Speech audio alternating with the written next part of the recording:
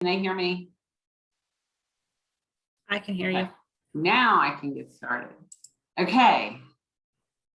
So we'll go ahead and get started. I'm going to share my screen, but before I do that, I just wanted to say good afternoon to everyone. Thank you for joining the QuickBooks user group for QuickBooks Online. My name is Bonnie Aleshire. I am the Accounting Services Supervisor for our Chambersburg office and also a QuickBooks ProAdvisor. Been with the firm about 18 years. We also have Mandy Walls that's joining us. She works out of the Chambersburg office, for the Chambersburg office, but works remotely out of North Carolina. She's up here quite often, however. Mandy is also a ProAdvisor, and we both assist clients on a regular basis with QuickBooks, QuickBooks Online, QuickBooks Desktop. So hopefully we will provide some good information for you during this session. I wanted to say, please feel free to ask questions when you send a message to us through chat. Please make sure that you switch it to everyone so we can all see the message coming through. I think that was what I was supposed to say, right, Mandy? Yes, you got it. Okay. And Mandy's going to kind of chime in and off. I'm going to run with what we have to cover, but we kind of rely on you guys chiming in and asking questions. Mandy is going to help me along the way and provide her feedback and input as we go along for anything I might miss. Do not have all the questions. I'll give you that disclosure right up front. I don't have all the answers. But if I don't know the answer to something, either Mandy will, or we can find out for you. If you need assistance at any time, you're welcome to contact one of the ProAdvisors at any of our offices. We currently have 6 offices, which is In the unfiled work paper?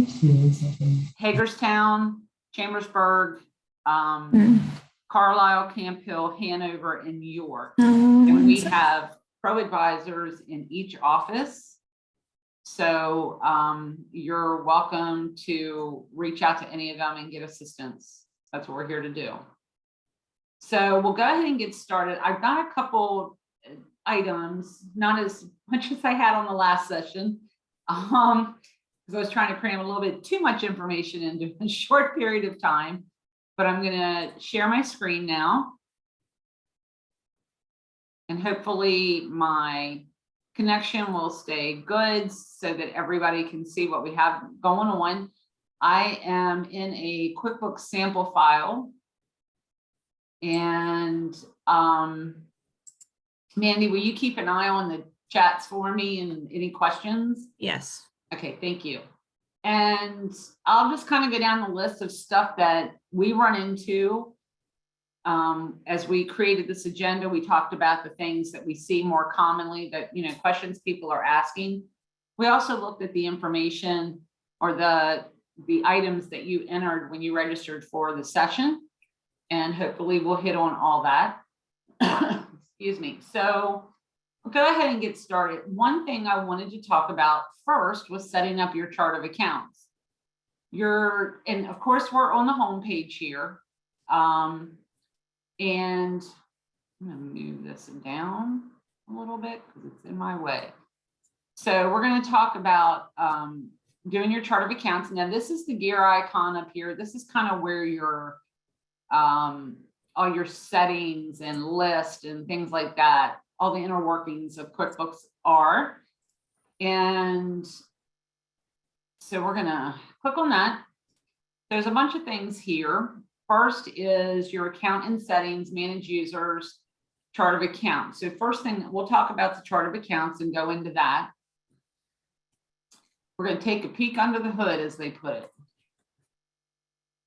So this is the chart of accounts, and it will tell you up here how many accounts you are allowed to have with whichever version of QuickBooks that you currently have.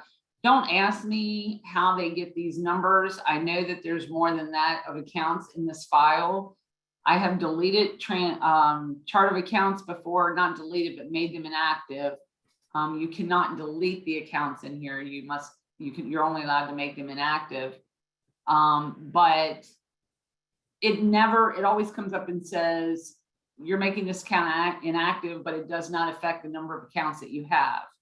So it's a little confusing how they do that, but in any event, want to just let you know about that. Now, if you want to,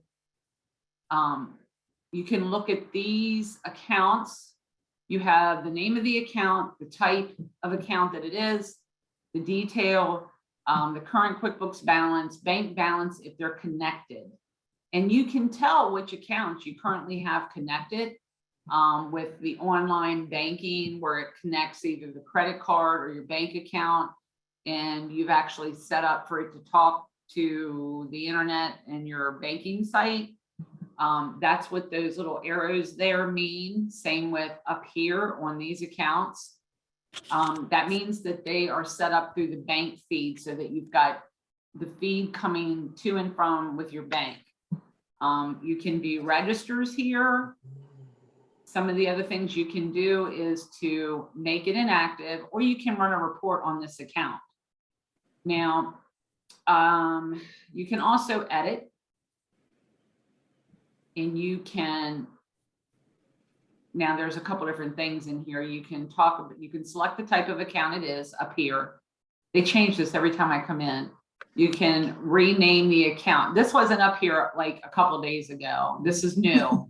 So just, I mean, there's pros and cons to being with a live internet-based or cloud-based, I guess, program where they're always making improvements or changes to it. That's one, because I'm sitting here and looking for it, and there it is, and these little icons up above. So you can save the account. What do you want to make it? In other words, if you want to make it a sub account, so save the account under the tax form selection. I normally don't work with unless you're doing your own tax returns, and that may apply. The account name, you can put a description in here. And then they have to set up your starting date and opening balance. And then they've changed a couple things in here. So that's how you can edit the accounts. If you want to name account something else, something that I do a lot of times is maybe add a sub account. So insurance, rather than just having insurance, I might want to have insurance as my parent, what we refer to as a parent company, or the main account, parent account or main account. And then we can create sub accounts under that, such as liability, workers' comp, general auto, different types of insurance, if it's relevant. And one thing I usually tell people is, they'll say, well, should I set up a separate account for that? Well, that depends. Would setting up a sub account or giving yourself more detail in your chart of accounts provide any value to you? So I always try to keep that in the back of my mind. Is that going to, creating a sub account or breaking down your insurance or breaking down utilities, going to provide value to you so you can monitor those accounts or see what you're spending in those particular areas rather than as a group or a total? So that's something to keep in mind. So if we want to add a new account, we can simply come up here, click. Well, now this did not work for me before, new, and select the type of account. We were just here, so we're going to select expense. I don't want to create a sub account. Well, maybe it's not a sub account. I'm going to do it under expenses. I don't need anything there, and we're just going to do, give me an account, Mandy.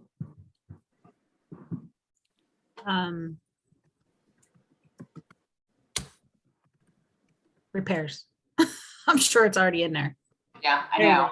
I was trying to think of one that wasn't in there. So was I. Yeah. Okay, we've got that in. And where is the save? There it is. The bottom right. Yeah, I've got stuff on, I've got everybody's face showing up every time I So it makes you select a tax form. Oh, wow. Okay. So we can set this up under, Repair interesting. maintenance. You just missed it. There we go. And hit save. Now we've got that account in the chart of accounts. So it's there to assign transactions to. So one of the things you can do under this little gear icon over here is you can choose if you want to see inactive accounts. I always suggest that before adding a new account, make sure you don't already have the account there. And it's just simply inactive, and you can reactivate it just by unchecking beside it. So if I do, I'm going to do include inactive, and it'll usually show. Well, let me do this. I'm going to make this inactive.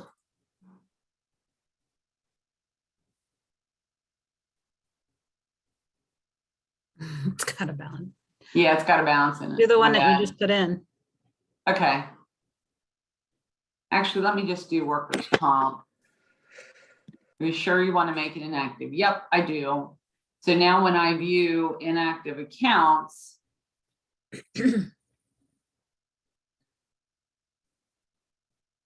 include inactive, it should be there. And if I hit next, It was there. It had deactivated beside it. did it? Or deleted. Well, there's one that deleted. There's an account there that was showing deleted in parentheses. When Okay, I'm looking there it is. for it. Yep, there it is. Now it gives me the option to go ahead and make it active. Then it takes out the little deleted, should take out the little deleted. Your workers' comp had deleted beside it too. So instead of inactive like desktop, it says deleted. Yeah, okay. So that's how we put it back into place. All right, you can run reports on any of these accounts. You can print your account list from here. You can also print it from up under the gear icon. And if you've recently set up a QuickBooks file and you don't have all your accounts in, they can be imported as well. They have to be, I think, in CSV or Excel format, and they can be imported, and it kind of walks you through that. You can find that up here under the gear icon, import data.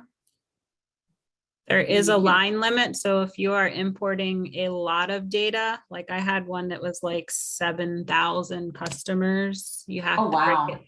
Yeah, I had to break it up into sets of 1,000. So it was 7 different imports, but So it was still slick.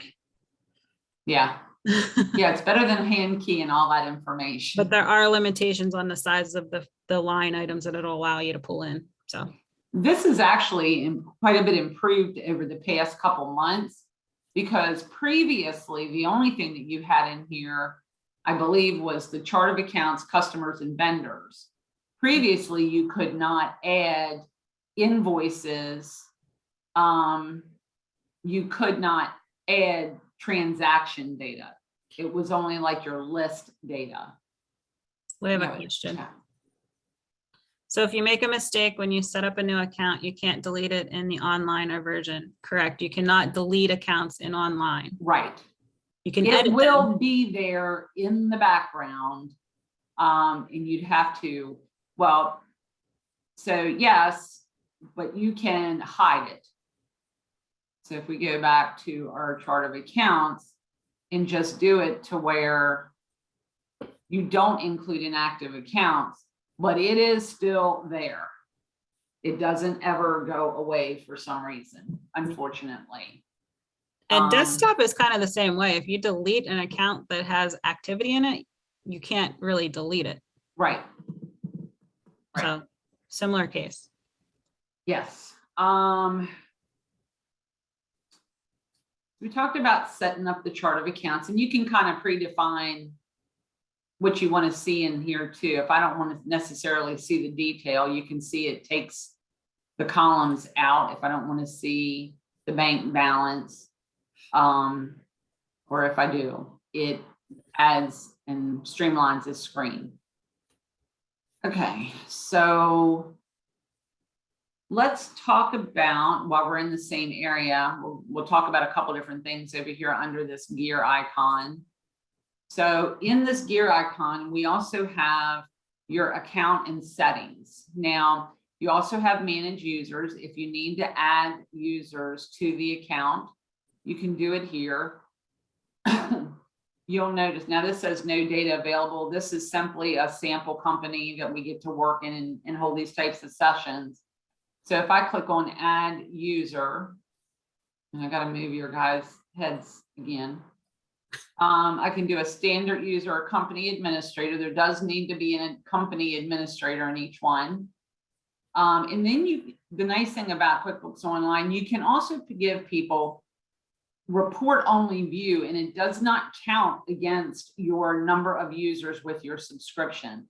This is nice. I actually just ran into this not long ago, and I'll tell you where I found it handy. Was I have a church that has, you know, a youth group and all these different groups, missionaries and all that within the church. And we have those set up as classes. They wanted to be able to see their information and their activity as we were going along, but they don't need to enter anything. So we didn't need to have a paid user, set them up as a paid user. We just wanted to be able to have them to pull reports only and see the information they needed to for their activity within the church. So that's kind of nice. Also for time tracking, this, if you have payroll in QuickBooks Online, your employees can enter their time in through the time tracking so that you can run payroll a little more efficiently. You don't have to import it from anywhere. You don't have to go through extra steps to do that. And the employees can be set up so that they can just simply enter their time, which is a pretty nice feature. Okay. So let me move you guys again. Moving you all over my screen. One of the other things I wanted to mention in here, you do have the ability to invite an accountant user. This is the way many of our clients have us set up. That does not go against your paid users in your subscription. You can have up to 2 accountant users. So if you have someone that's processing payroll, like a third party that's processing your payroll, and then you also have your accounting firm you want to have access to your file, you can do that. Recently, if you notice over here on the left-hand side, it has my accountant. That is awesome. When you have your accountant user over, then once you set them up, and unfortunately we can't see it here, once you invite your accountant user and they accept that invite, you can communicate with them directly back and forth through QuickBooks Online. They can request documents. They can ask you for additional information, a whole variety of things. You can share bank statements with them. You can actually upload bank statements into QuickBooks Online, making that super easy. And it just really streamlines the process. So keep that in mind. That's a really cool feature that they have really taken to the next level here in the past year or so, opening up those lines of communications. I wish I could share it with you, but unfortunately, unless I invite somebody to the file as an accountant user, you can't see anything until you do that. So, all right. So next thing I wanted to look at, we'll go into these account settings. That's where I was headed with all of this. So this is kind of like preferences in QuickBooks Online. QuickBooks Desktop. This is kind of where you go in and it's kind of all the inner workings of QuickBooks Online. So you can see your usage. You can see here on the company, it is your standard. You can upload your logo, has all your basic information about your company. This is where you would change any contact information, addresses. Then if you go to, and you can always change any of these by simply clicking on the little pencil to the left, to the right, and changing that information. So let's say we are a small business, and we're going to hit save. You can set up your industry, your usage. It'll tell you how many billable users you have, how many accounts you have set up, and the tag groups.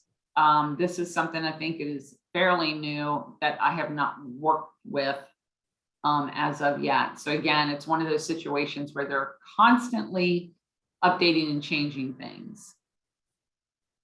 Under sales, this kind of gives you the preferences for your accounts, products and services.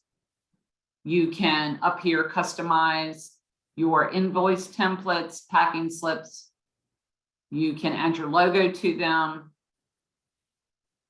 Any of your presets that you want to put on your invoices and sales forms, products and services, any price rules.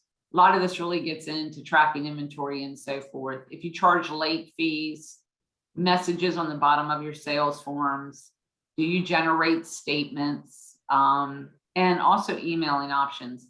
That's one thing that is really nice about this. I have noticed clients getting paid a lot faster if they are emailing out their invoices. They have it set up with receiving credit card payments automatically through QuickBooks to where those payments, people can click on the link to pay now. It's super nice. I've done it as a customer. I had somebody come to my house and do some work for me. And it was really nice that I got the emailed. Actually, I got an email of the invoice and just right on my phone, go in, make a payment with my credit card, bing, bang, boom, done. Super quick and easy. And I know from a business owner's perspective, getting that payment that quick is really nice. It keeps the cash flowing, let's put it that way. So after sales, we go to your expenses. Do you use purchase orders? Remember, if you don't use these things, I turn them off. Kind of cleans up your home page or your dashboard per se. They call it the dashboard. It's going to clean that up and get extra stuff out of there that you really don't need or use. Time, this is for time tracking. And then the advanced tab. This is the one probably I use the most. And I reference back to and change things in more so than any of the others. So this gets down to the nitty gritty on your accounting. So what's your accounting period? First month of your income tax year, your accounting method. If you want to run your reports on cash basis and have it default to that, that's where you want to change this. So you don't have to keep changing it. The one thing that I wanted to mention, we mentioned in the previous session, was closing the books.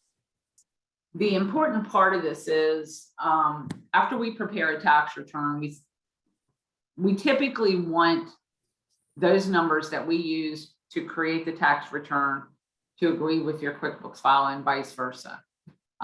Whether we've made adjusting entries, recorded depreciation, all the things that come into play at year end. We want to keep those numbers without them getting changed accidentally or intentionally. And it's really easy for that to happen. So let's say I want to go in here and I want to close my books. My tax return's done for 21. I want to go in here and I want to close the books. Got all my adjusting entries in, and I'm going to close my books for 12/31/21. Now this says allow changes after viewing a warning. Well, that's too easy because how many of us actually go in and pay any attention to a warning that comes up, or how many of us actually just click through it? So what you can do is allow changes after viewing a warning and entering a password. If you actually have to think to enter the password, it makes you stop, question if what you're doing is really what you want to do. And it's a conscious change, if that makes sense. And then we can go in here and hit this. And whoops, it didn't match. Did they match? Yeah, they matched. Okay. So, and I'll show you how that works here in a little bit. Your company type, chart of accounts. This talks about whether or not you want account numbers. I like using account numbers on accounts. So you can always go in here and turn it on if you want to set up default accounts for if you're giving discounts on your invoices. This is also where you turn on class tracking, and we'll talk about that briefly on how that's helpful. Track locations is similar. If you have a retail business and you have multiple locations, you can track your entities by location. I've seen this work really nice, especially in PA, for businesses in PA that actually have multiple locations, which impacts local tax withholdings and having to report like business privilege tax to various localities. Being able to do your locations, I find to be helpful. They can be similar to classes, getting a little tongue-tied here. Tracking classes, where I find that to be of value is, let's say I have a construction company and I want to track my new construction versus remodeling. Yeah, that's a good example for somebody that's in a landscaping business. What is hardscape work? What is regular landscaping work? Being able to see the different, what we refer to as profit centers. Where is your income? Where's your largest income? You'll be able to run a report by class to see which segment of your business is actually the most profitable. Rather than having it all together, you could look at your gross profit and your expenses by each segment of your business or each profit center of your business and get a better understanding. You know, overall, you might be profitable. You might have a good gross profit margin, but is one segment of your business, going back to the landscaping, is your hardscape very profitable? And your regular landscaping, mulching, mowing, that sort of thing, you need to maybe do a better markup to make that profit margin better on that segment of your business. So that's where that comes in handy. And hopefully all that made sense. You can change currencies. Trying to think about what else we have here. Automatically applying credits. Projects, if you're doing job costing, and then just your date format, number format, and so forth can all be turned on and off down here or changed to how you want to see it. So that is, I believe, pretty much it in your account and settings. Any questions there? Anything anybody's run into is having a struggle with on those that you need, that you want to ask at this point? That was a lot of information. And that's kind of our preferences. It's referred to as preferences in QuickBooks Desktop, but it's accounts and settings in QuickBooks Online. All right, I'm just making sure that I'm covering everything I want to cover on this. What else is under our gear icon up here? So, one thing I wanted to mention, the QuickBooks Labs down here, if I click this, let's see what they come up with. There's some things that they have. QuickBooks Labs is stuff that they're testing. So right now they have QuickBooks Themes. Now, this is what they call their high-tech playground.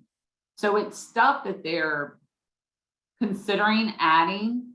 They want you to come in if you want to give it a try, see if you like it, see if you don't, and then give feedback. They also, for the QuickBooks Themes, they actually have a demo to show you what it does, what it means. Doesn't mean you're going to have it all of the time. Just make sure you read the little notes and so forth. Also turning on community reports. This is here to share reports, and QuickBooks Desktop has a similar thing. You're going to have reports that other QuickBooks, just like yourself, QuickBooks users, just like yourself, share. And you're able to see, like, if they've gone in and customized reports specifically for their business, you can share those. And instead of you taking the extra time to go out and recreate something or one that someone else has already created, you can grab it from these community reports and save yourself a little bit of time. So that's kind of nice, actually. All right. So you can always go play in their high-tech playground. If you do not use recurring transactions, I would encourage you to take a look at that. If you have transactions, and this is a huge time saver, if you have transactions that happen on a monthly basis, routine, and they have very good examples here, the telephone, the building lease or rent, a vehicle payment that automatically comes out of your account, health insurance that automatically comes out of your account, or you want the bill entered automatically each month so that you can go in and pay it. You can set those items up as memorized transactions, and that's what they've done here. Excuse me. So you can do a variety of transactions. So you see this is scheduled. The transaction type is a bill. You can also, if it's a like a ACH transaction, it comes out of your account automatically. You can do it as an expense. You tell it how often or the interval in which you want it to post, the next date it's supposed to post to your chart of accounts, who the customer or vendor is, and the amount. You can always go in and change these. So let's say, as an example, your telephone bill can change every month. So if I come in over here, I can use this transaction. Now, before I do that, you see this says 6422. And if I hit use, it brings the transaction up. It's going to enter a bill for me. The terms and everything is already preset as I have done it. I can change the date, but I can also change the amount. I mean, the telephone bill sometimes can fluctuate. So you can come in here and change the amount anytime you want. And then you can hit save and schedule payment, or hit, there's a save and new, a save and close, save and schedule payment. I'm going to hit save and close. Wait a minute. Use. Let's see what it does, because it didn't advance the date. Save and schedule payment. The bill was saved. Bill pay is loading. Now I can say you can pay with a bank or card, or choose how the vendor gets paid. Interesting. Bill pay is loading, getting ready to pay any vendor online, da da da da. Okay. So let me back up. I love this. Haven't seen this yet. Well, we'll see what it does.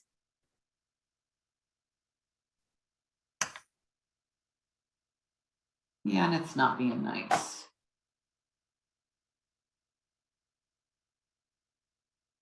Well, it says it's going.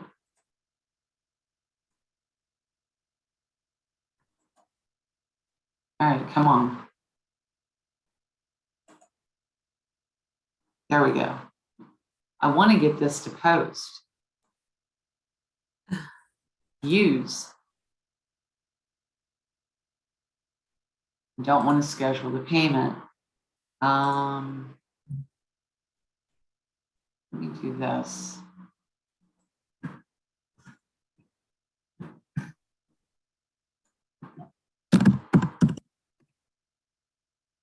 Terms net 30, bill date 6/15, due 7/15. Save and close. It is not advancing the date at all. But if I go back and look at, if I go to my vendors, pay bills. Oh yeah, it's there a couple times. So it did post it. Typically what it should do, folks, is to advance that date. When you use that transaction, it should post this, it should advance the date to 7/4/22. Now it's probably because it's in a sample file. So just an FYI. So that's how that works. So every time I hit save, it created a bill, which can take us into another area that we're going to talk about. So in any event, so we've got bills here, but if I go up and go to expenses, so let's say, well, I'll just hit new expense. And let's say I have a vendor. Let's say we've got Cigna Healthcare, and we're just that's gonna come out of my checking account automatically each month. The payment method is going to be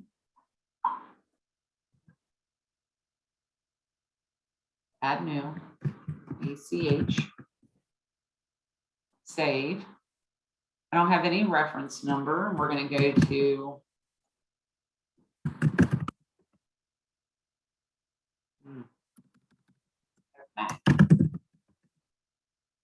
insurance. And it's going to be $5,000. It's not billable. Don't have to worry about tax. Don't have to worry about a customer. So what I can do is now come down where at the bottom of my screen, you see it says make recurring. And I'm going to hit make recurring. And then it tells me, okay, so what do you want me to do with it? Cigna Healthcare, it's scheduled. I don't need it to post any days in advance. I want it to post monthly on the 15th, because that's when it's going to come out of my account. Start date. Payment method is ACH, and I have it all set up, and I have save template. Now, if I go back over to my recurring transactions,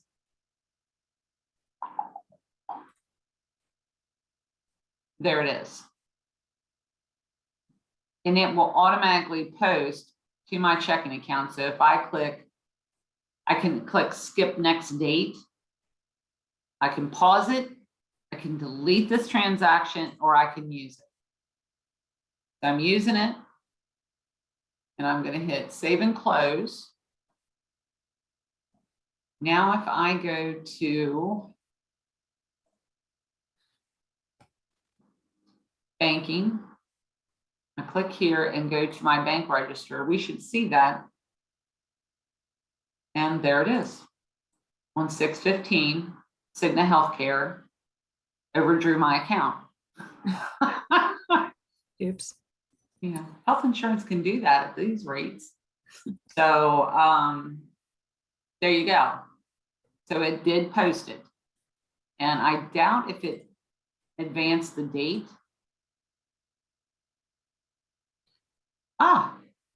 The next date, 7/15, it did advance the date. So that's good. We have a question. Okay. Please explain the other options under reoccurring other than scheduled. Okay, so we have, well, let's look at this. So if I go to new, check.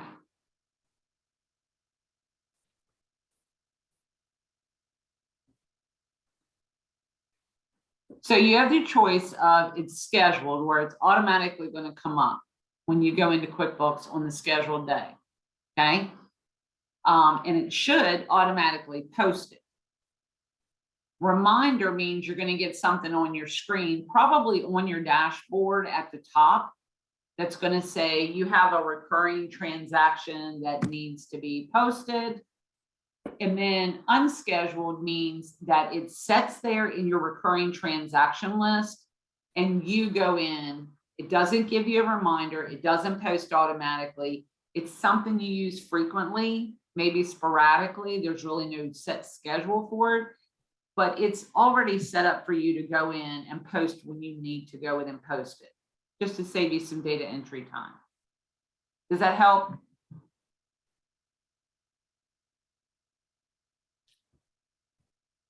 Good. All right. I love it when you guys ask questions. So keep them coming. So hopefully all that made sense. Now, remember I said there was one thing I was going to, that me posting these telephone bills and the vendor bills. So we're going to go to new and pay bills. And I have all of these extra ones here. Let me move this around a little bit. So now I've got these bills and I don't need them all there. So if I click on it, it takes me to the bill. Okay. So all I did, I went into new pay bills. It brings up the bills. I can click on this to take me into the transaction. And at the bottom, I can click delete. I can copy it. I can see actually the transaction journal behind it, which is kind of nice. So you are able to see all the, should be able to see all the details. So this is what it did. It posted to accounts payable and it posted to utilities. Okay, so we got that much. So if we get back to report list. Okay, we're going to go back to pay bills. We're going to go in this transaction. I can delete this. Now, this posted to accounts payable. It has not affected my checking account. All it did was post it to utilities 3 times because I didn't realize it was doing that, and posted to my accounts payable. So normally, if someone was to say, well, normally no one has to say anything. I'm going to tell you don't delete, period. You do not want to delete. In this case, because I goofed and I entered something 3 times, I would. The other option you have is to void, but it doesn't even give you that in this screen. If you notice, you don't have the option to void. So you have to hit delete. But let's say, and let me get back over here. I'm going to take the other ones out. Pay bills.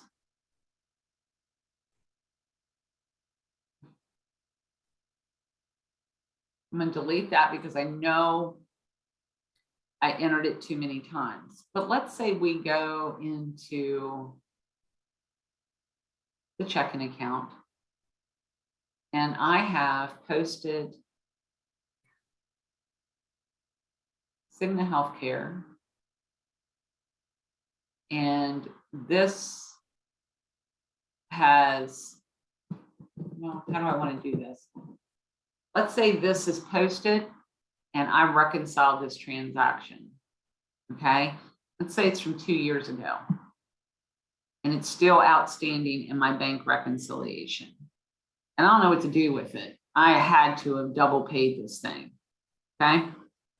So I just want to go in and delete it. Maybe this is an outstanding transaction. Maybe it's a duplicate payment. Maybe it's a check that has never cleared the bank. You notice here, because it affects the checking account, it gives you the option to void and or delete. Any transaction in this scenario with QuickBooks Online I want to say you should void. The important thing to remember is QuickBooks Online, and QuickBooks in general. In QuickBooks in general, I see I got a question. Yeah. QuickBooks in general will void a transaction the date of the transaction. So remember how I spoke previously about hang on a minute. I want to think about that. So I talked about not deleting. I do not want to delete. I want to void this. It posted the same day of the transaction. So let's say this was 6/15/21 and we have closed the period. Okay, tax return is done for 2021. We don't want to void this transaction because it will void it as of 6/15/21, the date we cut the check. What you want to do is, and you definitely don't want to delete it, you want to do a journal entry. I'm trying to think this through. You want to do a journal entry to reverse the original transaction and re-enter it if it needs to be reissued. Let's say you have, this is a good example.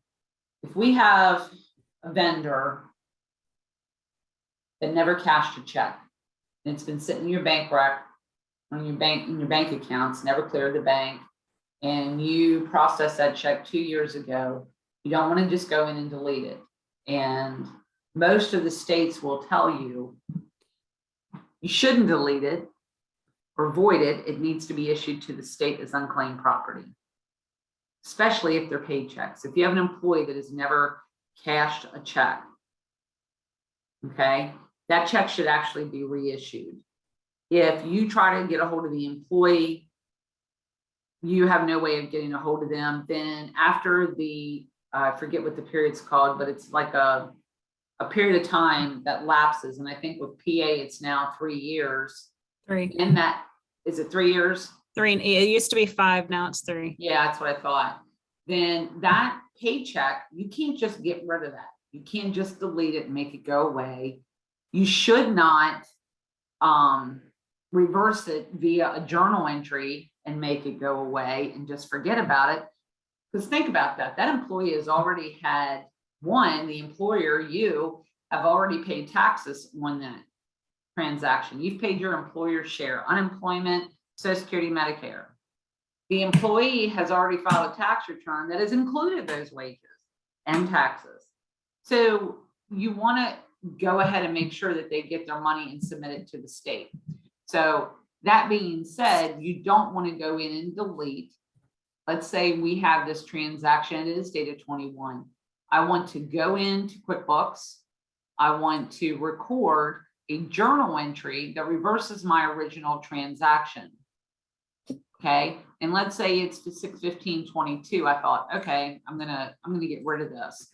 So I go to the insurance, and I am going to reverse transaction to remove uncleared transaction.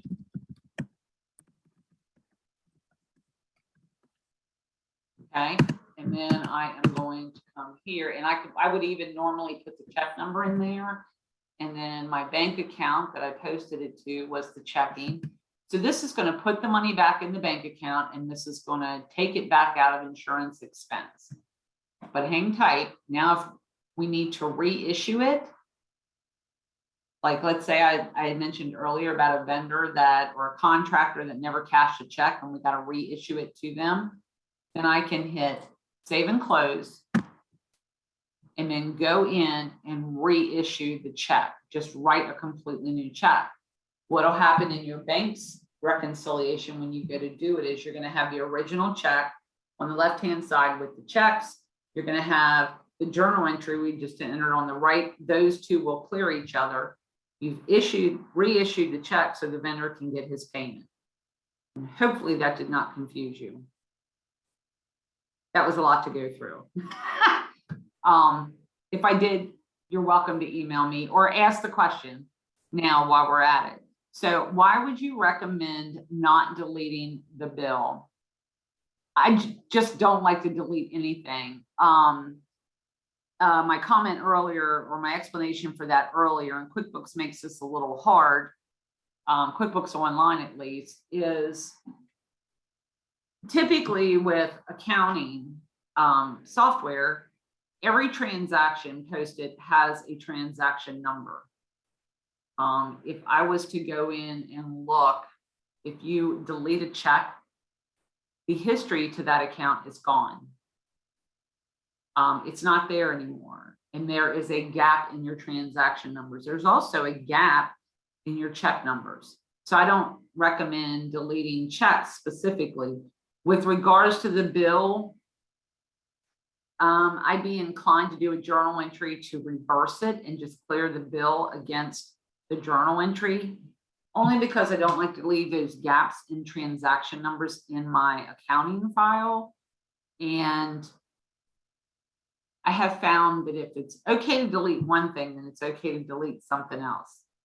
And I don't want to set that precedent, if that makes sense.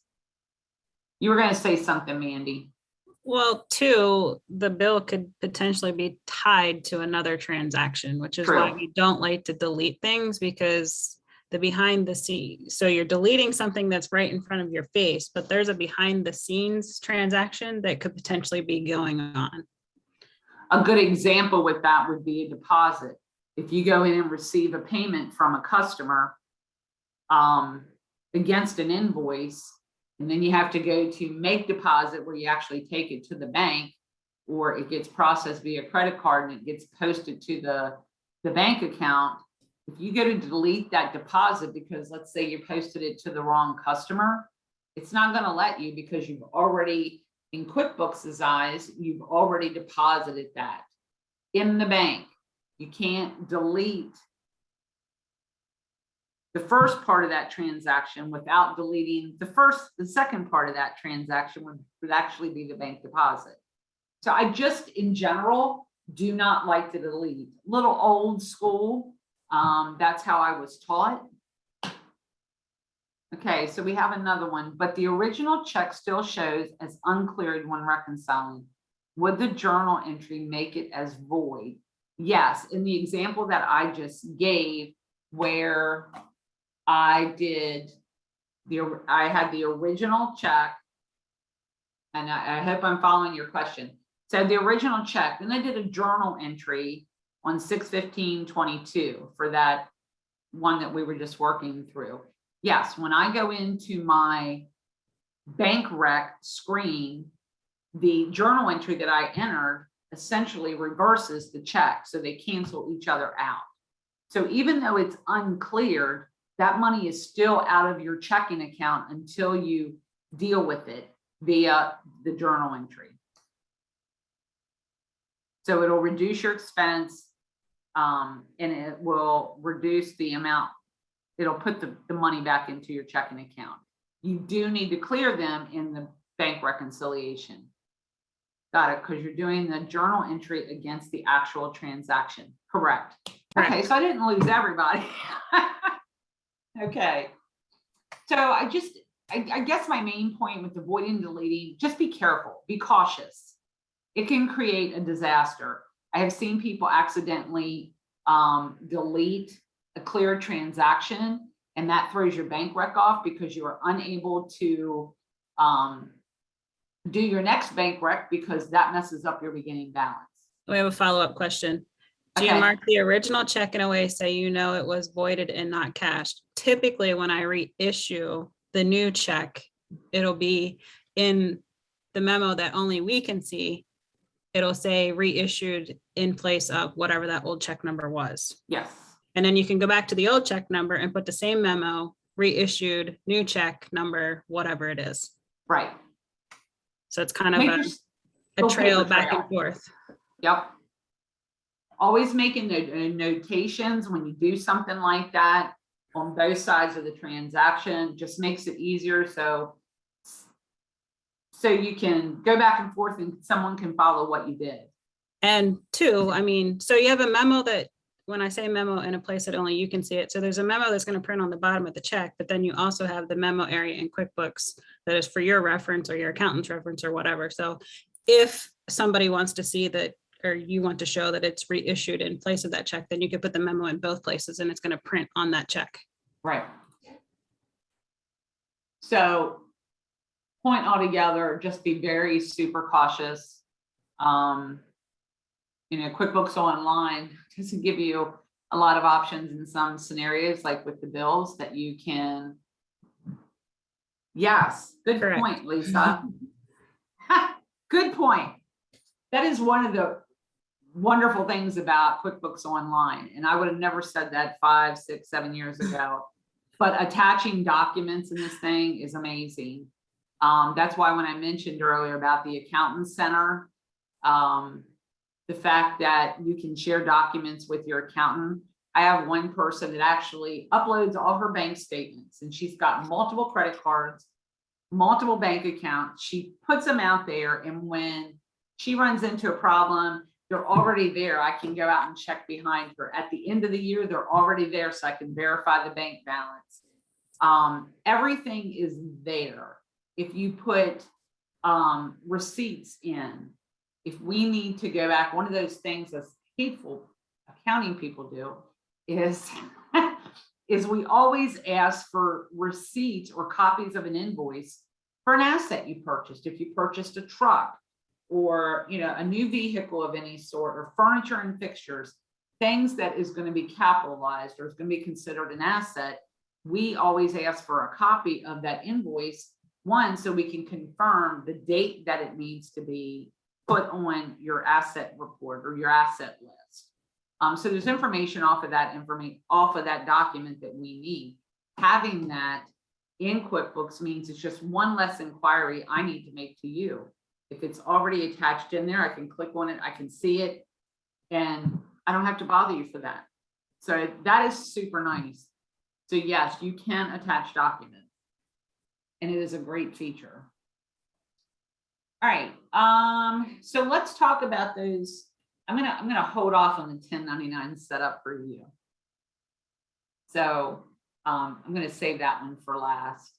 So let's talk about bank and credit card reconciliations and the bank fees. So if I go over here to my dashboard, has anybody ever looked? I know a lot of people, when they come into their QuickBooks file or come to this screen, period. Have you ever looked at this business overview or taken the time to look at that? I know when we get in the midst of things, we don't always take the time to look at all the other stuff ahead, that's in front of us. Some of these are really nice. And it does give you that visual at times, really does make a difference in your assessment of your business. So that's nice. It's also nice to see here, okay, I've got 14 transactions to review. This gives me a little more detail. Same with this, 8 transactions to review. I've got this much in income. And I also like, if you'll notice over here on my bank accounts, and you can customize this, you can connect accounts right from here. You can move, if you click that little button that was up there, this little pencil, I can move these around. Maybe I don't want to, the savings account isn't as important to me. I'll move that down. I want to see this account, and this account. Oh, it didn't move, did it? Oh, okay, it is being difficult. Anyway, you can move them around, except in a sample file. And we can hit save there. I can click here and go to the number of transactions to review, and it takes me to my banking center. It takes me to the area where we have your accounts linked up. If you're not already using this, the bank feeds in this banking center for your credit cards, I would encourage you to. It is a huge time saver. And we have a question. We were thinking of attaching all invoices and supporting documentation, but have not yet started. Yeah, you know, if you deal with contracts, and I'll switch gears real quick and respond to this. If you have contracts, being able to attach them right in the file is really nice too. The other thing that I like to see that I have a couple clients that do is when you get your W-9 forms from your vendors, before you get to issuing 1099s, attaching those W-9 forms right in QuickBooks is so nice. Huge time saver at the end of the year. So just keep that in mind. And you are required to keep those forms on file. And I'm going to let Mandy elaborate on that later. That is like her area of expertise, one of them. So I'll let her talk about that here in a bit, and I'll just kind of be her Vanna White sitting here, you know, kind of clicking all over the screen for her. So, so if you're not using, if you don't have your credit cards attached, this is nice. Huge time saver, like I was saying. I will tell you there is a note of caution with regards to having your bank accounts connected up to the bank. So this is something that we had seen quite a bit when QuickBooks Online first came out. And it was great because people could just come in here and you could see your deposits and hit add, and it'd do all the work. Not the case. If you are generating invoices to your customers in QuickBooks, and then your customer is sending you payment, you have to work through the correct flow. You have to come in, if you've got an invoice and your customer pays you on that invoice, and you have to first come in and receive that payment. So you're going to go to your customer invoice, you're going to receive the payment, and this is the process that has to be followed, or you are going to end up with duplicated income and just a terrible mess to clean up. Trust me when I say that. I have spent a lot of hours going through this. So yeah, we clean up a lot of those kind of files. Because you know, I will kind of put some of the blame on QuickBooks for this, because they make it sound like it's just so easy and you don't get a lot of detail when they're trying to sell this product to people. That was probably one of my biggest complaints, was that they weren't telling people this, and you're just supposed to figure it out on your own. And people were just thinking, oh, this program's great, it's doing what it needs to do, but why is my income like 3 times what it should be? So, and that's what happens. And it is difficult to fix. It's not an easy fix. So you want to come in here and receive your payment against your invoice, hit save and close, and then go to banking, go to your bank deposit your transaction, hit save and close. And then what would happen when you go back over to your banking center? Now, if you did that process first, which is what you should do, in your bank center, you will see these coming up with matches. That's how you know you've done it right. QuickBooks has already seen the deposit sitting there. You've posted it to the customer account, you've posted it to the bank, and QuickBooks can identify it. So it does look, it's pretty smart how this works. It looks for transactions to match up. It goes by date, it goes by the dollar amount, because when you see this uncategorized income and you see books by Bessie, I will tell you, it is going to use, if you was to simply click add, it is going to post this uncategorized income. Your accounts receivable is never going to get cleared. The invoice is still going to sit there waiting to be paid. And every single, so QuickBooks doesn't know who's paying you. The bank doesn't know who's paying you. Okay. So it's going to take the last vendor you assign, last customer you assigned a deposit to, and they're all going to come through like that. So it's not that smart. It's not that smart to know who the payment came from. So you just want to make sure that you're following the proper flow. Go to the customer invoice, receive the payment, go to the bank deposit, make the deposit so that it matches with what's going to come through on your bank statement. And then you can come in through here where it's coming from your checking account and click match. And it will connect the two. It doesn't duplicate, it just simply puts the two together. These with uncategorized expense, you want to make sure that you come up. So if I want to come to this and all right, anything that comes from, this is from A1 rental, backhoe. So we're going to select our vendor. I'm going to add A1 rental on the fly, and that's my vendor. I'm going to save that. And that is going to go to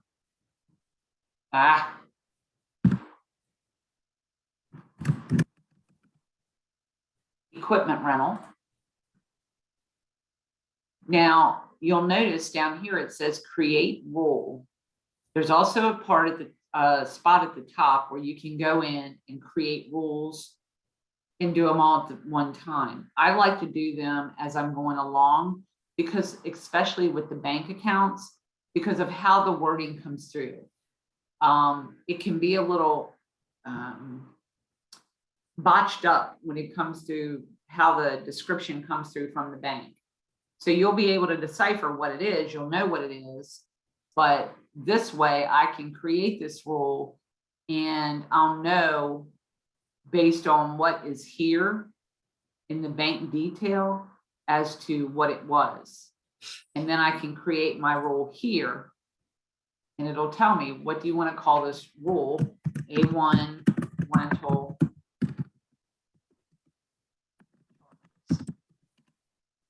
And it is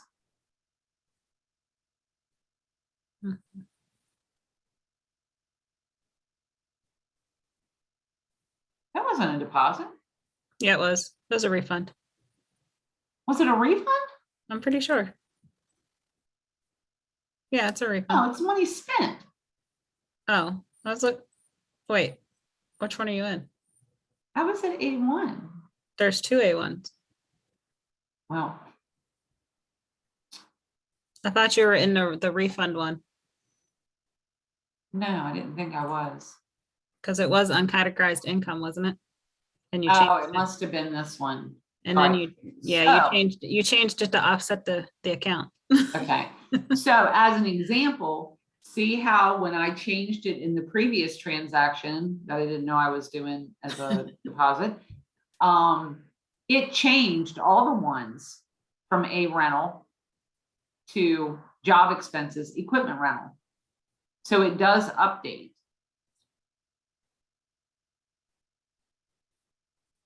So you don't want to go into uncategorized income. You don't want to go into uncategorized expense. What you typically want to see up here is that you have dealt with all the transactions because these are the number of transactions you need to deal with. And these balances should be relatively close together. So if we go to the savings account and I match up this deposit because it's already been dealt with, but my balances still do not agree, even though I posted that transaction. And I would expect this in a sample file. So you want to be able to go in and deal with these transactions. And when you're all said and done, these balances should be relatively close, especially in the credit card, if you've posted all the transactions. Essentially, you can think like it's real time, like it's downloading from your bank account, your credit card account, it's updating QuickBooks. When you go in to do all of this cleanup here, it's real time. Yes. It's that sophisticated, if you want to say that. Yes. it's pretty smart, and I love how this works. And if you do, and a lot of, small businesses really do use their like POS transactions, ACH transactions. There is constantly transactions coming through that are automatic, and that I live off my bank card, but businesses do too, believe it or not. And having that pull in for you and save you that data entry time is huge. And the nice thing about connecting the bank feeds is it will, when you go to reconcile, these transactions are already reconciled. Yes. So that's one of the things. Which is a huge time saver, especially if you've got a lot of data entry or a lot of data coming through. Yep. So if we go into Reconcile, which is one of the things I wanted to talk about, we'll click Get Started. Let's get reconciled. And if I select, credit card should come up here. Here it is. So let's just go to this one. I have no clue. We have a question then. Okay. Is there a reason why one of my accounts won't connect to QuickBooks? My suggestion would be go to your list of accounts. Like, I believe in the banking center, there is supported vendors. Yeah, supported. That's what I was trying to get out. There are certain companies. Now I can tell you, I think somebody just told me recently, Truist does not play very well with, and I could be wrong, but I was pretty sure it was Truist, does not connect well with QuickBooks Online. F&M works wonderfully with it. I mean, at least in this area. I wonder if Truist is because of the recent merger. Yeah, it may be. No, I have Truist and it is working very well. Good. And I'm trying to think of which one it was.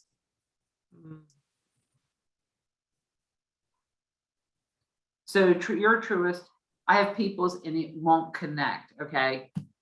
Are they in the list of supported banks? Yeah. So you might want to call the bank and ask them if they connect with QuickBooks Online, or maybe they're just, is it a smaller local bank?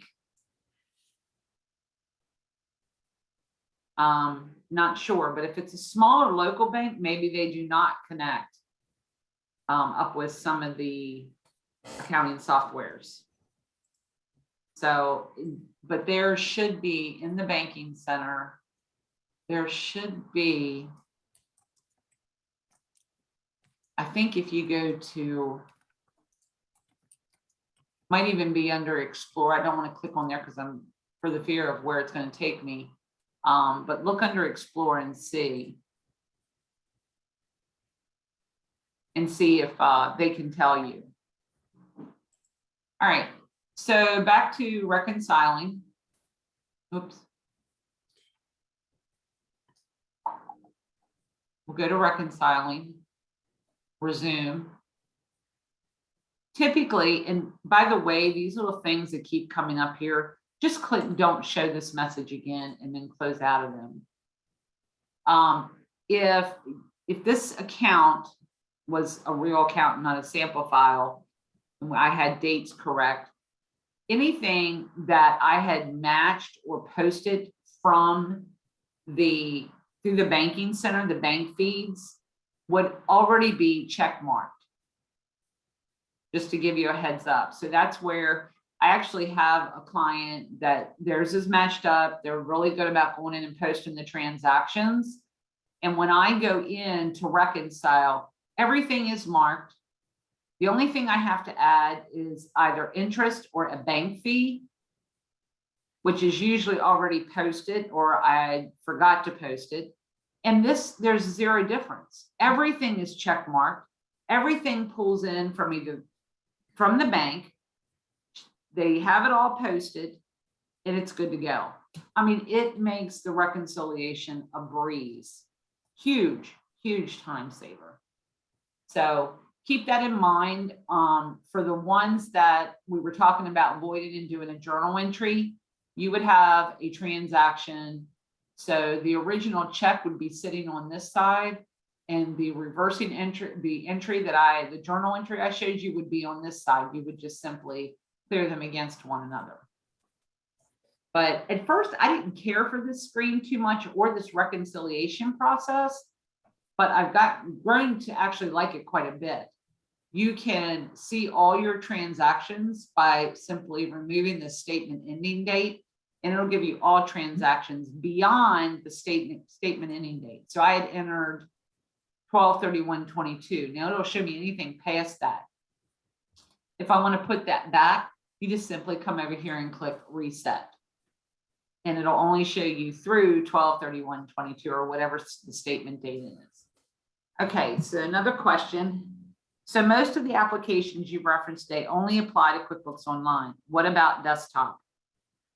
Okay, did you sit in on the desktop group this morning by any chance, Judy? So I did not get into applications with desktop. Desktop does have the bank feeds, and that's actually been quite a bit improved here recently. But no, I was trying to focus this session on specifically QuickBooks Online. Okay, so we talked about bank and credit card transactions. They work exactly the same. Just make sure that you post. Just make sure that you post your bank and credit card, all your transactions that have fed in. Make sure you post those before you go into Reconcile. All right, and then somebody had said about customizing payroll reports.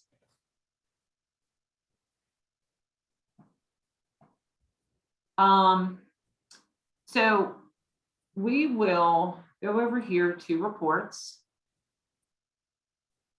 go down to employees, go down to the payroll. Now, I will tell you, this is probably the one area that I see the biggest difference from desktop is the reports. I think you have a little bit more wiggle room, a little more customization. It's come a long ways. It was very, very limited, I would say as little as 2 years ago. So they have made great strides in this area, but you are limited to the amount of customization you can do. So, and you can memorize reports. That's where this custom reports center is up here. So if I want to go to employees, and it does not have a lot in here because this is a sample file, but as an example, let me see what this is going to give me.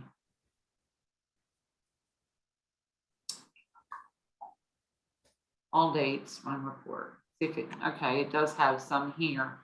You're limited to what you have up in this customized center.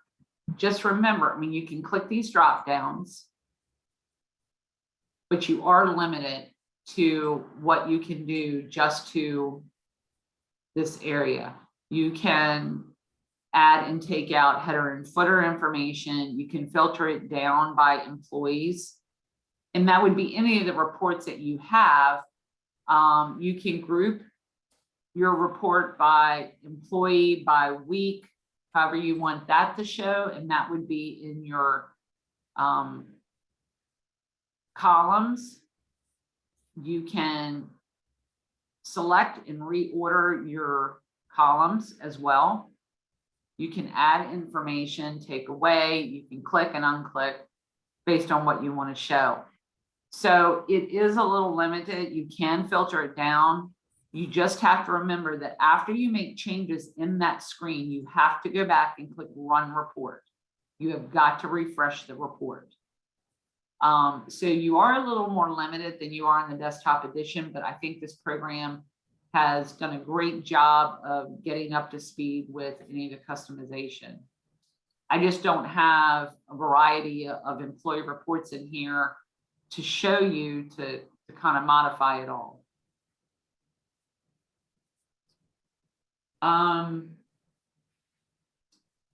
We got two things left that I wanted to cover, or that we were asked to cover. Got a question. How do you assign an employee to a specific job? When you are doing your payroll,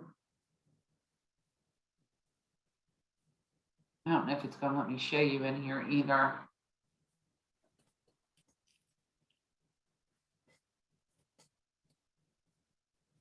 Yeah, it's not going to let me do anything in here.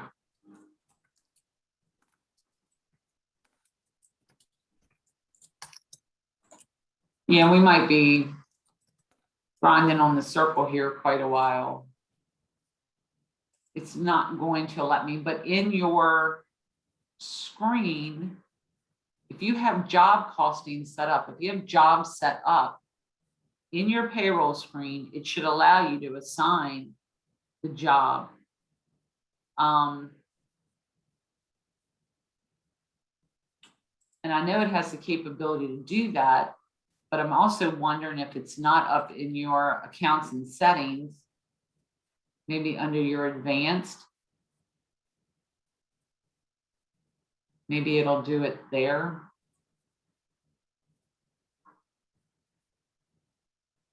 My credits.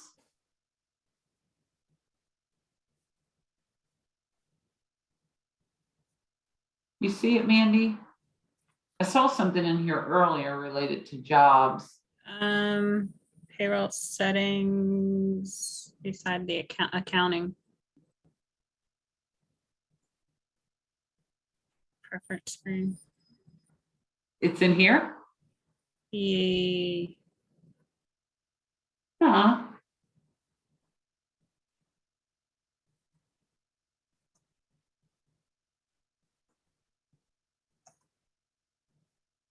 Yeah, I'm not seeing it.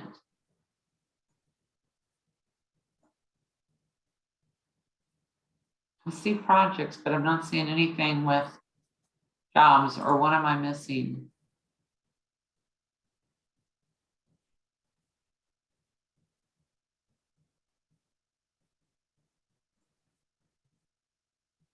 Yeah, I'm not seeing it.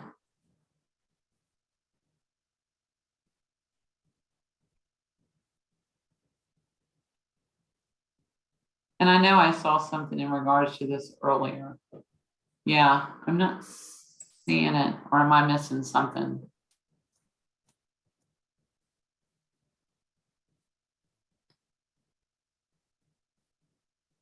It might be doing it because it doesn't have any projects set up in here.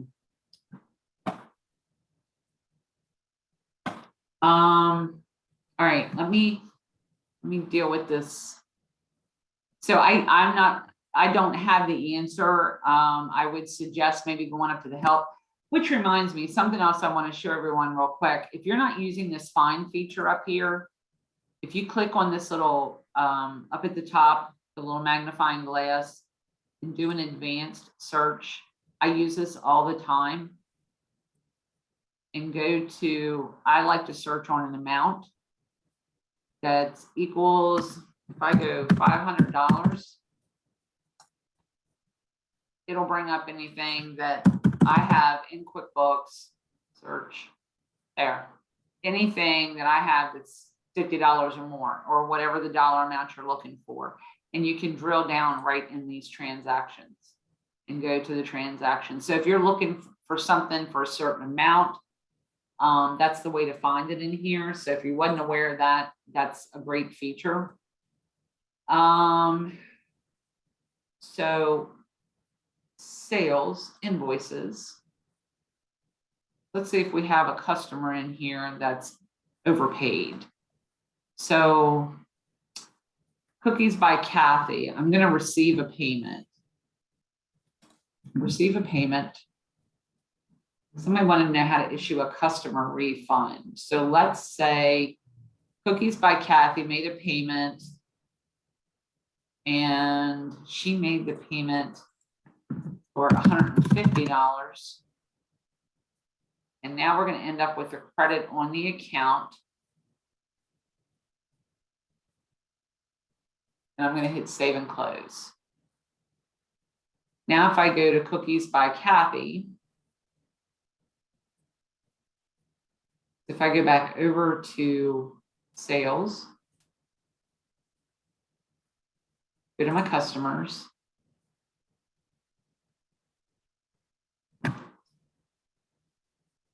This is not changing up here. It's driving me nuts.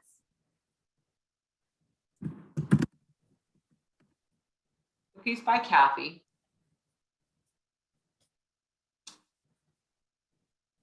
Made a payment.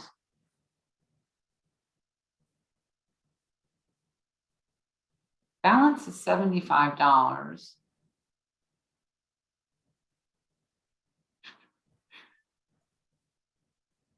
If I click back on the payment, if I come down here, it's not giving me the option. Are you seeing that, Mandy? Are you trying to refund it or what are you trying to do? Yeah, I'm trying to the refund. Transaction we create, it says it created.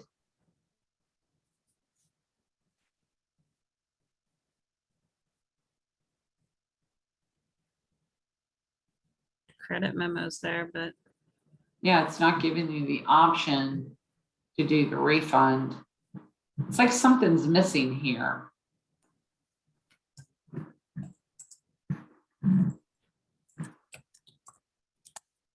I can hear you clicking in the background.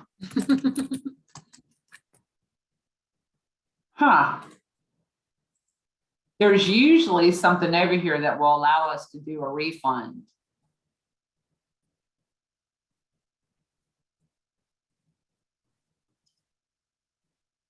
But I'm not seeing it. But there is usually an option. you can't do it from there. You have to issue the check. So you actually have to go to. Not quite caught up with desktop in that sense. So if I go to expenses, new transaction, nope.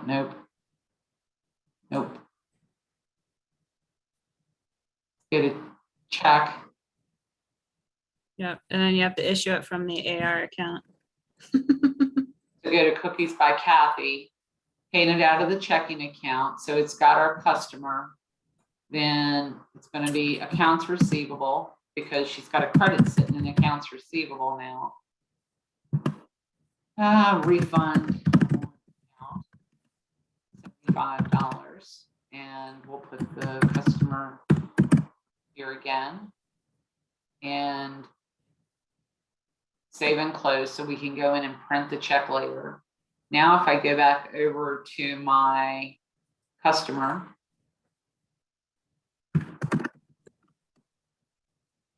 Cookies by Kathy. There we go. Now it sees where we've issued the check. The total is $0, balance $0. So if we go into payment, it should give, yeah. So we went into payment and you can apply it. So it'll apply. That's that unapplied payment where we had the overpayment originally. Here is the check number, Cookies by Kathy, the payment date. Now, if I hit save and close, it applies them against one another and we'll get it completely out of your AR. Okay. And I don't think we're going to have enough time to go over 1099s.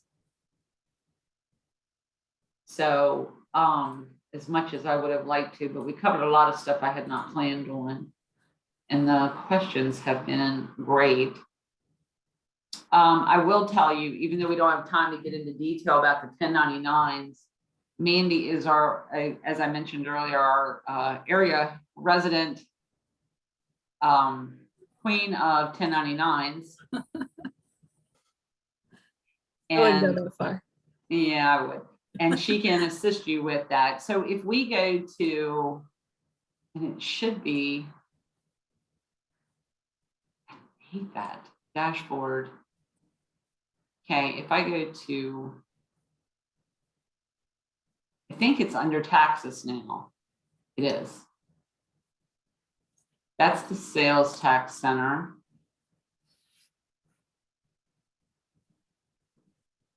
This isn't working with me very much. So it should be up under vendors. There it is. Prepare 1099s. So if I go to vendors, go to prepare 1099s. Just remember, you have two types of 1099s. You have the 1099s. Thank you, Bonnie, very much. Sorry you had to leave. Sorry we're running over.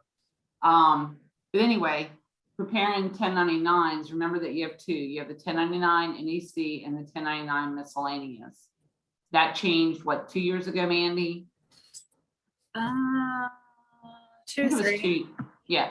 It's been a couple. So if you go into prepare 1099s, this is going to walk you through. Yeah, it doesn't like me because this is a sample file. Yeah. But if you hit continue to your 1099s, it will walk you through the process. Anything in red, it's going to have you fill in, but it will have you select. And quite honestly, QuickBooks Online works much better with the 1099 processing than the desktop does. The report is better that you get out on these, and it's much easier to map the accounts. You can do it in one screen to map the accounts, and the reports are much better. So if you're processing them through here, it's much easier. And you just simply walk through this screen, these screens. It walks you through every step of the process. And you can print your 1099s or you can e-file them, but I believe, I know last year they charged for e-filing. So just be aware that that's not free. So, okay, guys, I'm going to close it out. I appreciate everybody. I know we're all over the place. But we appreciate everybody sitting in on the session. You will get an email later today that will have a survey in it if you can fill that out so that we know what you thought of the session. That we like that feedback. It is very helpful moving forward. And again, the session was recorded. The recording will be in there. You can listen to it or reference back to it, or either way, whatever you need to do to help you get through things. Remember that we're here for you.